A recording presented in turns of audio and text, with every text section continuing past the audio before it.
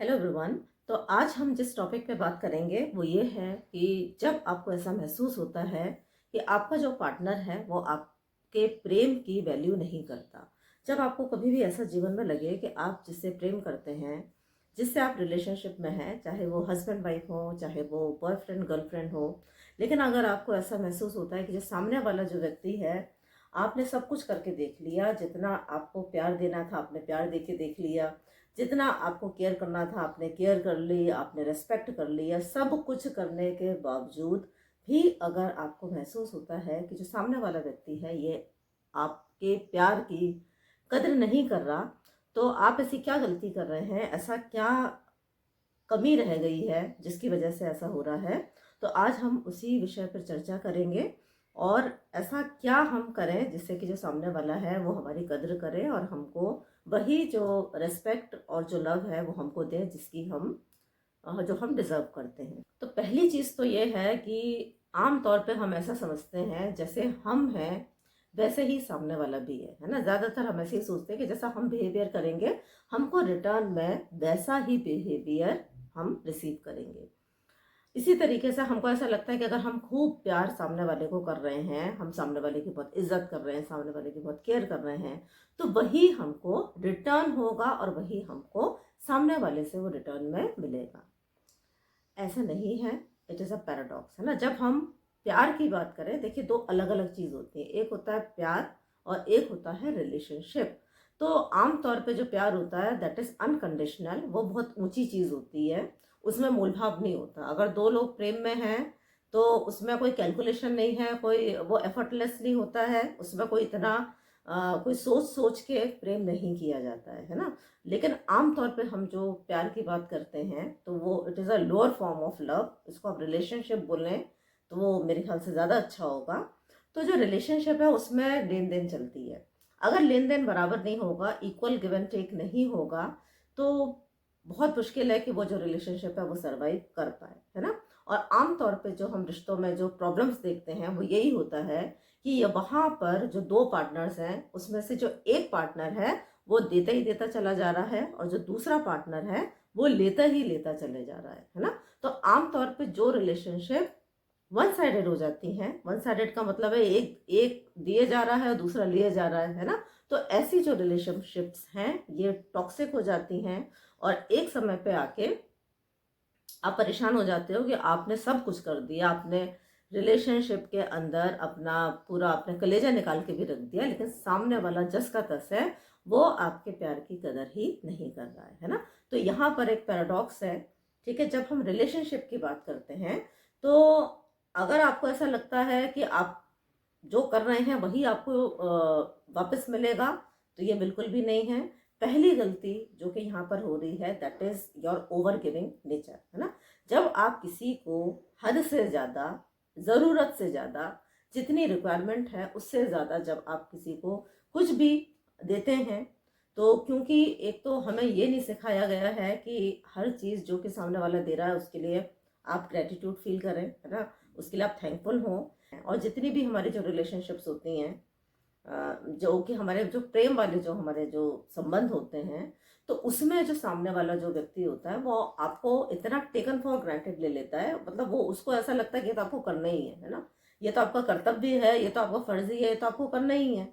तो वहां पर जब आप इस तरीके से चीज़ों को देखते हैं कि सामने वाला सोच रहा है कि आपने क्या इसमें कुछ एक्स्ट्रा कर दिया है ना, ये तो आपका कर्तव्य है। तो जब इस तरीके की जो माइंडसेट होती है, जब हम इस तरीके से जीवन को जीते हैं, तो फिर यहाँ पर ये है कि फिर ऐसी सिचुएशंस डेवलप होती हैं। तो पहली गलती तो ये है कि because of your over giving nature, जरूरत से ज़्यादा अगर आप किसी को कुछ भी देंगे, है ना, प्रेम हो गया, लव हो गया, रिस्पेक्ट हो गया, तो सामने वाला आपको बेवकूफ़ी समझेगा मेरे हिसाब से, तो वो आपकी कदर तो नहीं करेगा, है ना, क्योंकि कोई भी चीज़ हमको जो फ्री में मिलती है उसकी हमें कहाँ कदर होती है ना। तो पहली चीज़ तो ये है कि बिल्कुल जो आपका ओवर गिविंग नेचर है वो देना आप बंद कर दें। दूसरी चीज़ ये है कि समटाइम्स हम इतना देते हैं, सामने वाले को इतना देते हैं और सामने वाले को हम स्पेस ही नहीं देते, हम इतना ज़्यादा ओवर गिविंग हो जाते हैं। थोड़ा सा आप दें और उसके बाद में 2 स्टेप आप आगे बढ़ें और 1 स्टेप आप पीछे लें, है ना, 2 स्टेप आगे बढ़े, 1 स्टेप पीछे लें।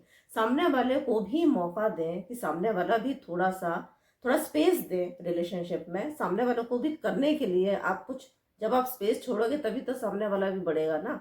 आपने स्पेस छोड़ी ही नहीं है ना, आप करते ही चले जा रहे हैं, करते ही चले जा रहे हैं, करते ही चले जा रहे हैं। समटाइम्स कई बार ऐसा होता है कि सामने वाले भी परेशान हो जाता है इस ओवर गिविंग से, है ना, उसको नहीं चाहिए और आप उसको 2500 बार उसके पीछे ही भिड़ गए हैं। तो कई बार ऐसा भी नेचर होता है जिसकी वजह से सामने वाला जो व्यक्ति है वो बिल्कुल बिदक जाता है, परेशान हो जाता है और सोचता है कि कैसे भी पीछा छूटे, है ना। अब एक और यहाँ पे जो चीज है वो देखने को मिलती है, that is your over availability for someone.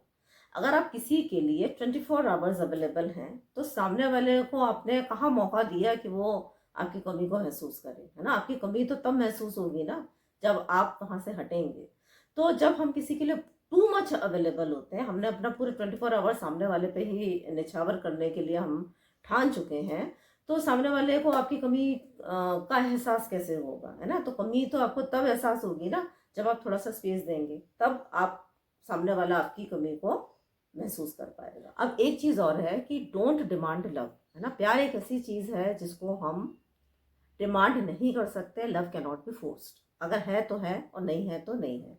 तो अगर आपके सब कुछ करने के बाद भी सामने वाले की तरफ से अगर आपको लग रहा है, आपके पार्टनर की तरफ से, कि कोई रिस्पॉन्स नहीं है और सामने वाला नहीं देना चाह रहा है, और अगर आपको फील होता है कि the person doesn't love you, जो भी है, या आपकी रिस्पेक्ट नहीं करता है, तो उस चीज को आप फोर्स नहीं कर सकते, है ना। आप जो प्यार है उसको आप भीख में कैसे मांग सकते हो, है ना। तो अगर भले ही आप टू मच डेस्परेट हो, भले ही आपको लगता है कि कैसे भी सामने वाला आपको वो लव एंड केयर दे, लेकिन उसको आप एक्सप्रेस मत करिए। वो आपके बिहेवियर में वो चीज आपकी नहीं दिखनी चाहिए, है ना। आपके एक्सप्रेस करने से भी कुछ नहीं होने वाला, है ना, क्योंकि अगर सामने वाले को नहीं देना है तो आपका जो डेस्परेशन है वो सामने वाले को आपसे दूर कर रहा है। आपका जो पार्टनर है वो इसी वजह से आपसे भाग रहा है, because you are too much obsessive and too much desperate about the care and attention from the other person. एक गलती और है जो कि ये हम सब करते हैं, and that is to control other, है ना। कंट्रोल करने से कुछ हासिल होने वाला नहीं है, है ना। कंट्रोल करने का मतलब है जब हम सामने वाले को वो इतना उसको एक मेंटल गेम में ऐसा फंसा देते हैं कि वो बिल्कुल हमारे ही अनुरूप चले, और अगर हमारे अनुरूप नहीं चल रहा है तो हम फिर कुछ इस तरीके का सीन क्रिएट करते हैं कि सामने वाला वो फंस जाता है उसमें। तो कुछ ऐसी गलती तो नहीं कर रहे हैं, कई बार हमको खुद फील नहीं होता, बट हम सामने वाले के ऊपर इतना प्रेशर क्रिएट कर देते हैं कि वो सामने वाला आपसे बिदक जाता है, बिल्कुल, है ना। तो अगर अदर पर्सन कुछ इस तरीके का बिहेवियर कर रहा है और आपका बहुत कंट्रोलिंग नेचर है, आप चाहते हैं चीज़ें जैसा आप चाहते हैं उसी के अनुरूप हो, वैसा ही हो, ऐसा कुछ अगर आप कर रहे हैं, तो इसकी वजह से भी जो सामने वाला पर्सन है हो सकता है कि वो आपसे इस तरीके का बिहेवियर कर रहा है। और अगर आपने सब कुछ करके देख लिया, सारी ही चीज़ें आपने कर ली, और अब आपको समझ में आ रहा है कि आपको जो लव एंड रेस्पेक्ट चाहिए वो सामने वाले से मिल ही नहीं रहा है, तो फिर लास्ट सिचुएशन ये है कि आपकी जो स्थिति है आप उसको एक्सेप्ट करें। दूसरे को चेंज करना मुश्किल है ना। It is difficult to change other and it is easy to change yourself. आप खुद बदल जाएं, ठीक है। अब आप स्थिति को चेंज नहीं कर सकते क्योंकि आपने सारी चीज़ें करके देख ली, और फिर भी जो आपकी स्थिति है वो जस की तस है।